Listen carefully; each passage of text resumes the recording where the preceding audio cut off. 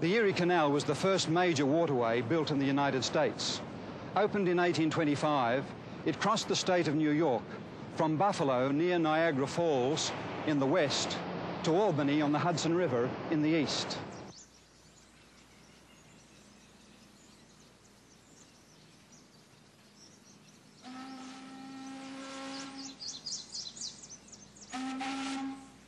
About half an hour's drive east of Rochester lies the small town of Port Gibson. Located on the canal, it was once the main shipping point for the area. It was also the home of an active Methodist layman, Hiram Edson, who in 1843 accepted the message of the soon coming of Christ taught by William Miller and his associates. With tens of thousands of others across the United States, the Millerites of Port Gibson waited with earnest expectation for October 22, 1844. For on this day they expected the Lord to come as the fulfillment of the 2,300-day prophecy of Daniel 8:14. But as the clear morning light of the following day shone upon the canal waters, these same believers were overcome with disappointment and despair. Just how they came to see beyond their own misunderstanding to the clear light of God's leading in three distinct ways is the substance of our story.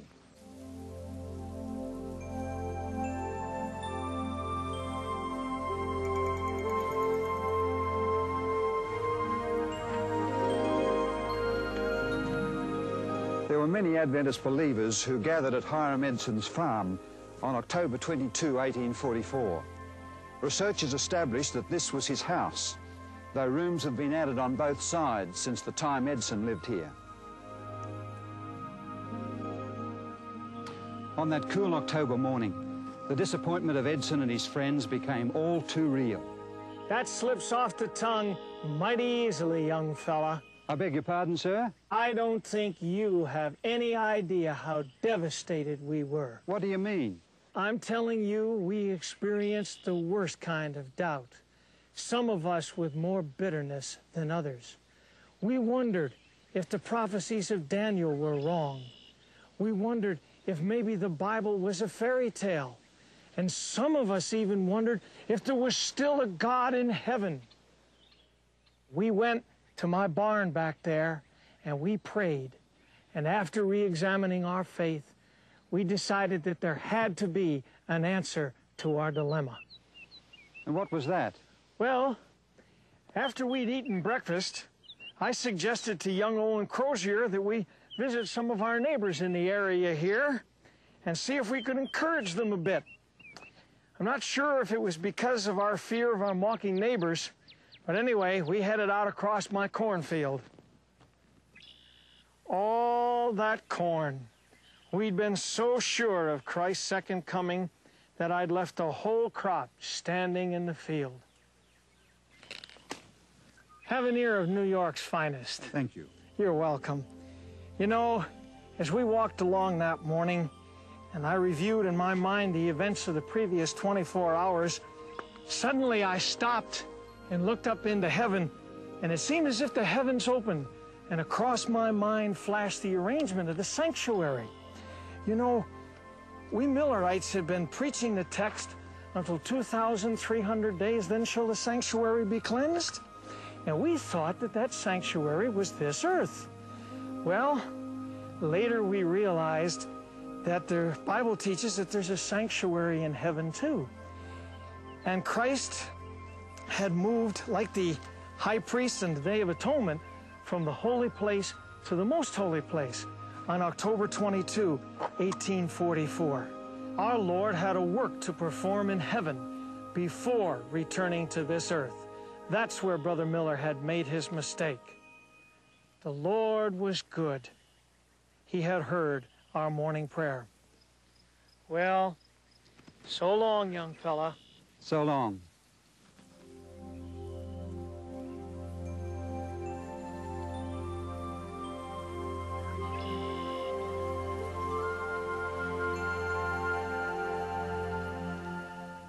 In the following months, Hiram Edson and his associates continued to study the subject of the sanctuary and its cleansing.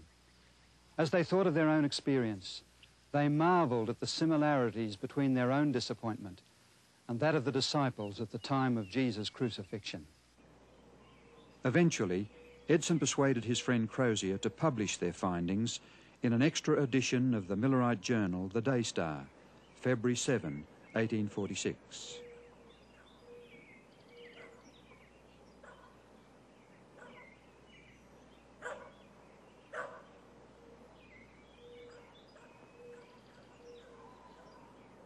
But meanwhile, a second significant development was taking place here in Washington, New Hampshire. 2 years earlier, in 1844, a Seventh-day Baptist lady had shared with a group of Millerite believers here her conviction that the seventh day of the week should be observed as the Sabbath.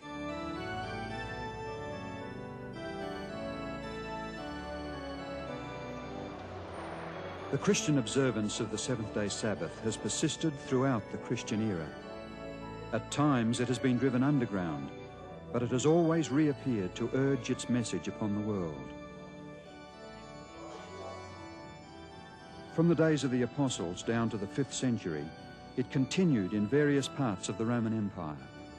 However, as the Christian Church slipped further and further into apostasy and adopted the idolatrous rites and practices of sun worship, the seventh-day Sabbath was soon discredited, its observance suppressed, and in its place, Sunday was exalted as the day of worship. During the Reformation of the 16th century, Luther took his stand on the Bible as the supreme authority for the Christian. To Charles V, he declared, I do not accept the authority of popes and councils, for they have contradicted each other. My conscience is captive to the word of God. This appeal to the Bible and the Bible only was the very foundation of the Reformation.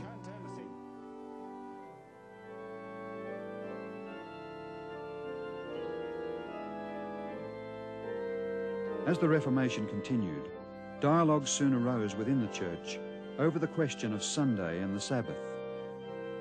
The Sabbath keepers asserted that there was no Bible support for the observance of Sunday. As a result, the observance of the seventh-day Sabbath spread throughout Europe, including England.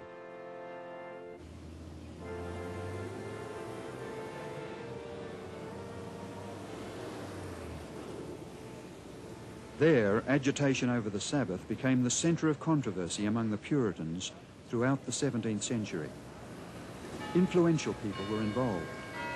Among the many who advocated the observance of the seventh day was a London barrister and a Commonwealth Speaker of the House of Commons.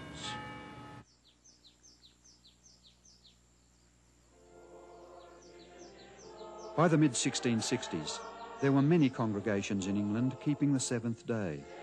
A member of one of them was Dr. Peter Chamberlain, physician to 3 Stuart kings, James I, Charles I, and Charles II of England. A contemporary of John Bunyan, Chamberlain was a keen Bible student. On his tombstone in the churchyard at Woodham Mortimer, these words have been written. As for his religion, he was a Christian, keeping the commandments of God and faith of Jesus, being baptized about the year 1648, and keeping the seventh day for the Sabbath above 32 years. Chamberlain was a member of the Seventh-day Baptist Church, a small group that had separated from the Baptist Church in the early 1600s because of their convictions concerning the Sabbath.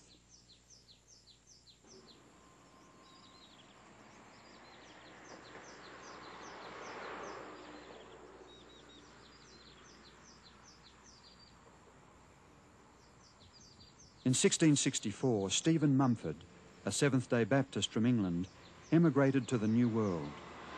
In 1671, he organised the first Seventh-day Baptist Church in America at Newport, Rhode Island.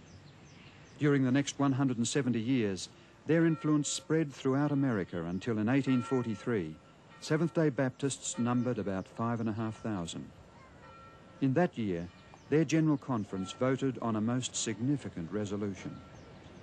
That the first day of November next be observed by our churches as a day of fasting and prayer, that Almighty God will arise and plead for his holy Sabbath.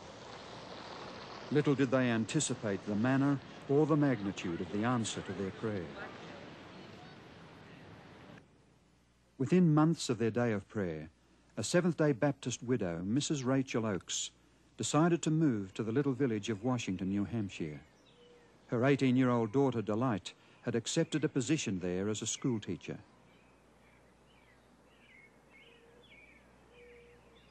Driving into Washington today, the marker on the roadside states that this is the birthplace of the Seventh-day Adventist Church.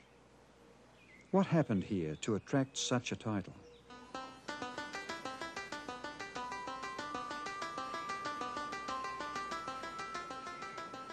This sturdy wooden church is today located far from the town centre, but once it was set in the middle of a thriving farm community.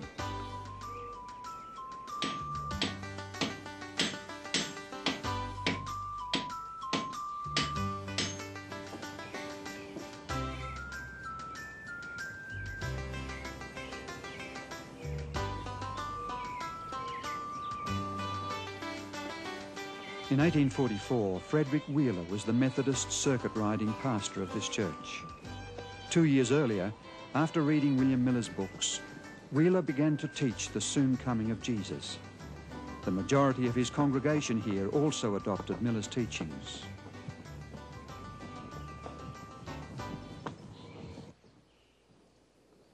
One Sunday morning, Wheeler was at this desk in the Washington, New Hampshire church, conducting the communion service. During the sermon, he encouraged the people to be faithful in keeping all 10 of God's commandments. Mrs. Oakes, the Seventh-day Baptist, who was attending here for fellowship, could hardly contain herself. When the pastor visited her soon after, she seized her opportunity. Reverend Wheeler. Hello, Rachel. I'm glad to see you. Good to see you. I've been looking forward to this. I want to talk to you about something important. What is the subject today? Come in. Thank you, Mrs. Oakes. It's a lovely fire.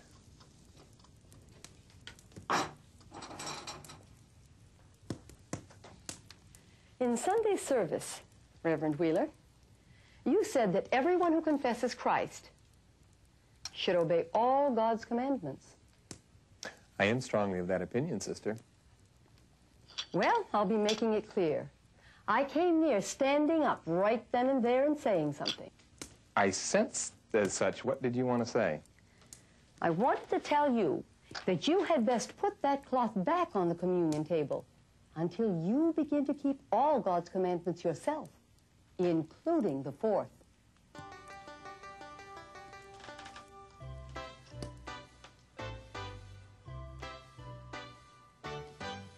And so Frederick Wheeler was introduced to the Sabbath truth. Soon after, he kept his first Sabbath, preached a sermon on it, and thus became the first Sabbath-keeping Adventist minister.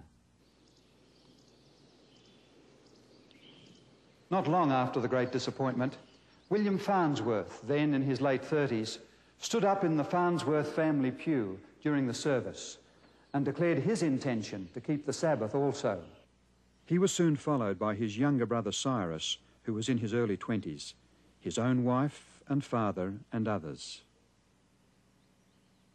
Forced to withdraw from fellowship, these first Sabbath keepers met in the large Farnsworth home not far away. It was not until some years later that they acquired eventual ownership of this church.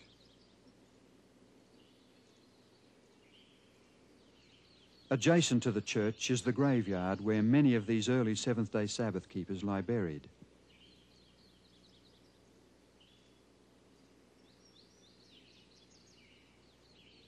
This marker reveals that Cyrus Farnsworth later married Rachel Delight Oakes, the school teacher and daughter of Mrs. Rachel Oakes. A short time after Wheeler commenced to keep the Sabbath, a second Millerite minister, Thomas Preble, joined him. Preble was a Free Will Baptist who had travelled with William Miller and proclaimed the soon coming of Jesus. He became the first Sabbath-keeping Adventist to advocate the Seventh-day Sabbath in printed form in an article he published in February 1845. Among the many who read his article which was later printed as a tract, was Joseph Bates, a retired sea captain. He was impressed with its truth. Some years before, Bates had accepted the teachings of William Miller. He held key positions in the Millerite movement and managed to weather the storm of the disappointment of 1844 without losing his faith.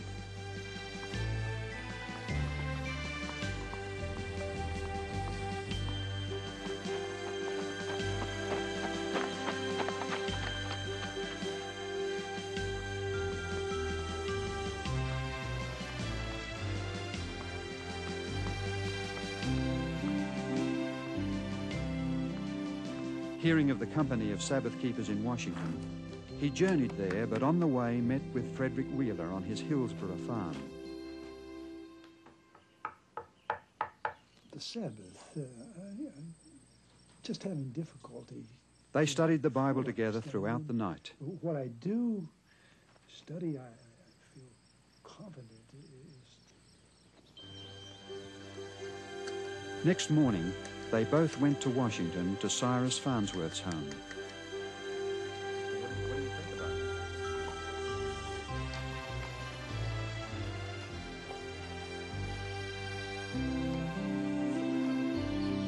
I've never had experience such a challenge, but some of my members are questioning constantly.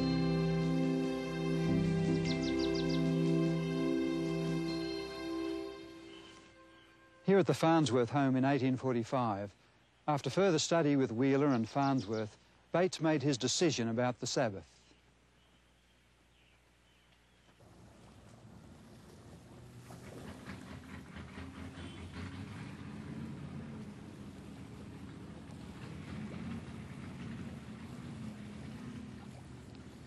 Returning home, Bates was crossing the bridge between Fairhaven and New Bedford, Massachusetts.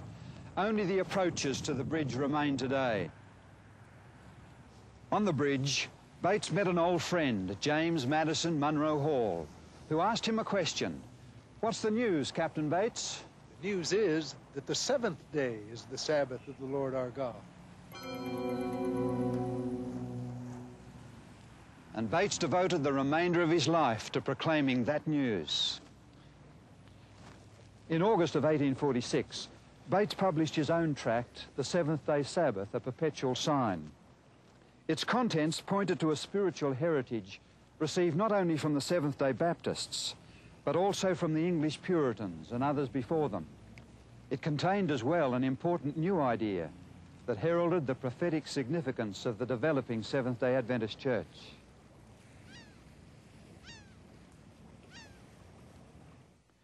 After Bates had begun to keep the Sabbath, he noticed something that the Millerites had overlooked.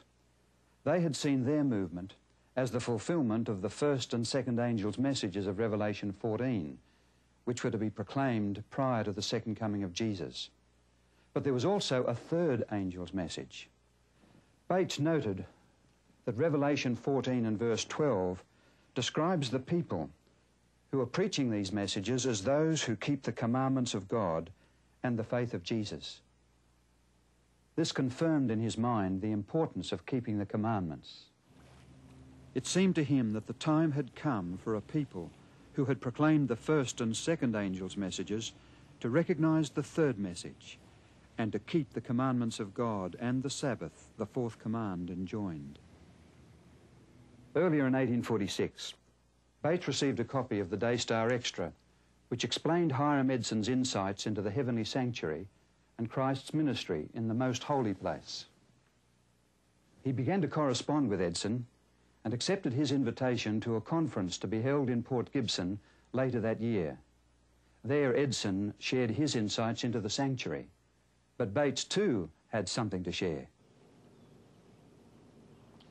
As Bates outlined his reasons for keeping the seventh-day Sabbath, Edson jumped to his feet and declared, "That is light and truth. The seventh day is the Sabbath, and I am with you to keep it." And keep it he did till the day of his death.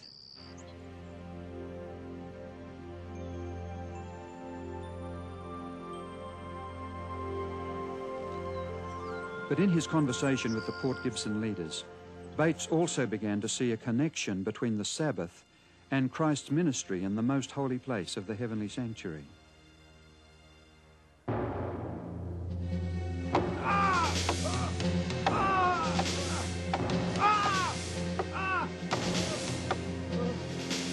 Jesus was at the center of both teachings. In one, he was the all-sufficient sacrifice as God's Lamb, as well as high priest, ministering the blood and cleansing the sanctuary. In the other, he was the creator of the world and giver of true rest. The 1846 conference was the first public expression of such a connection.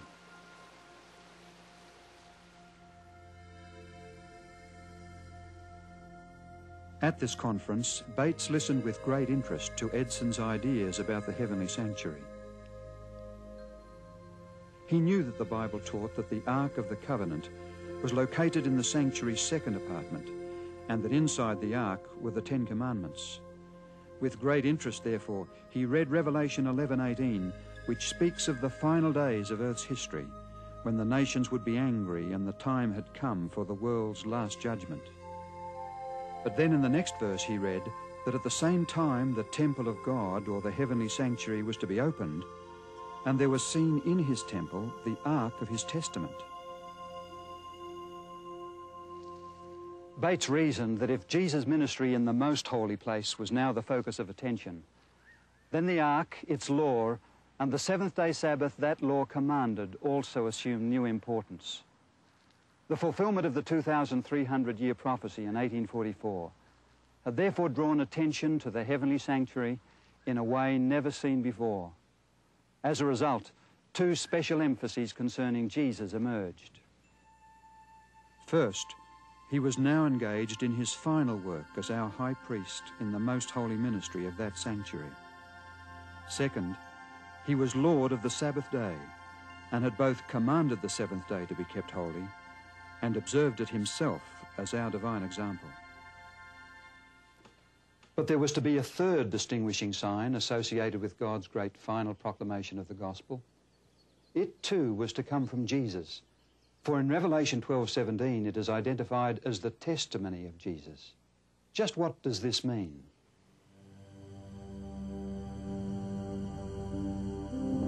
In Revelation 12, John describes the woman clothed with the sun representing the church.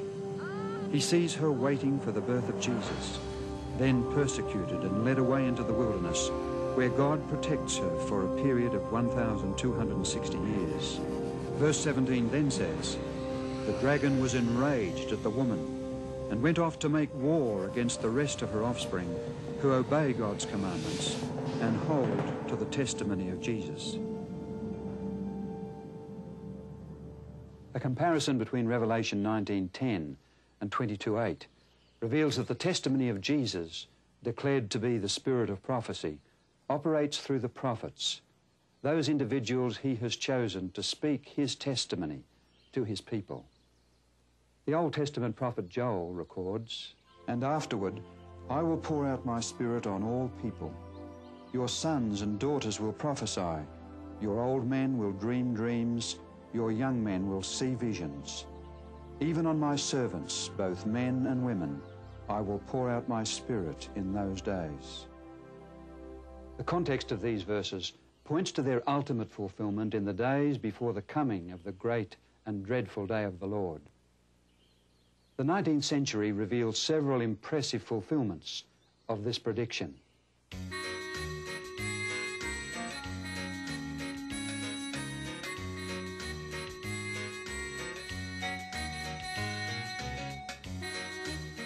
In the late 1830s, a young American black who was converted at the age of 17 moved here to Boston, Massachusetts, to prepare for the gospel ministry. His name was William Foy. During 1842, Foy received two impressive visions. He later published a description in a pamphlet entitled "The Christian Experience of William E. Foy," together with the two visions he received in the months of January and February 1842.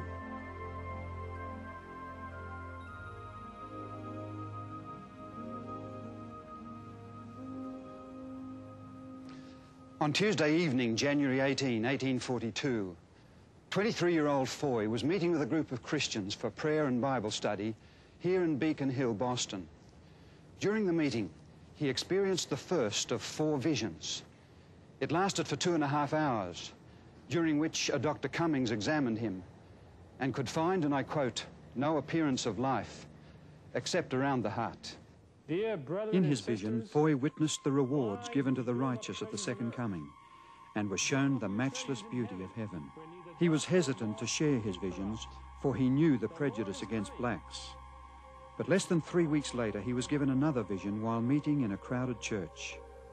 This vision, lasting 12.5 hours, revealed the scenes of the Great Judgment Day. It is with deep regret that I must now pass judgment upon your life. As a child, you were fortunate to have the benefit of God-fearing and loving parents. As the scenes passed before him, he saw that neither profession, politics, nor status can save, only a relationship with Christ. In fact, if notice had been taken of his vision concerning the pre-Advent judgment, perhaps the great disappointment 2 years later may have been softened, if not avoided altogether.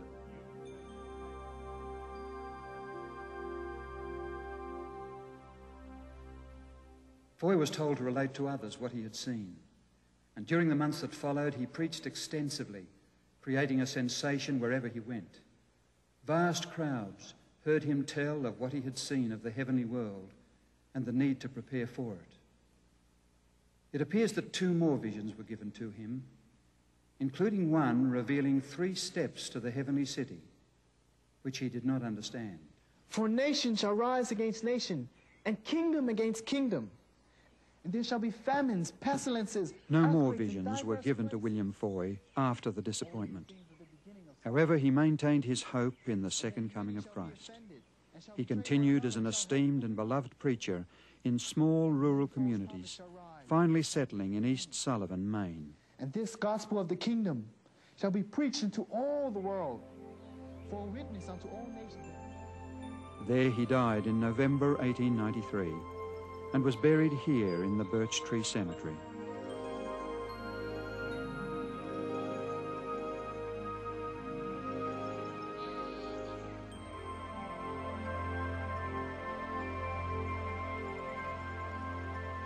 Shortly before the Great Disappointment, God placed the prophetic gift on another, Hazen Foss, who lived in Poland, Maine. He was 25 years old, well-educated, a good speaker, and a believer in the soon coming of Jesus.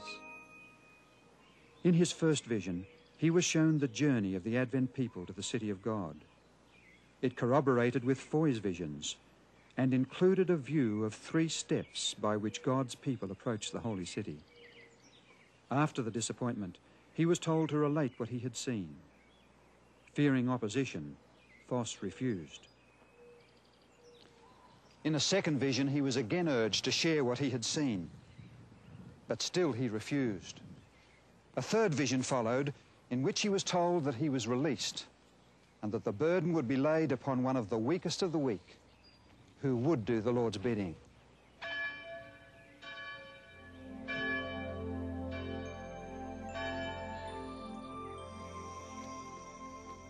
A few weeks later, Foss stood outside the door of a little chapel, listening to a miraculous story.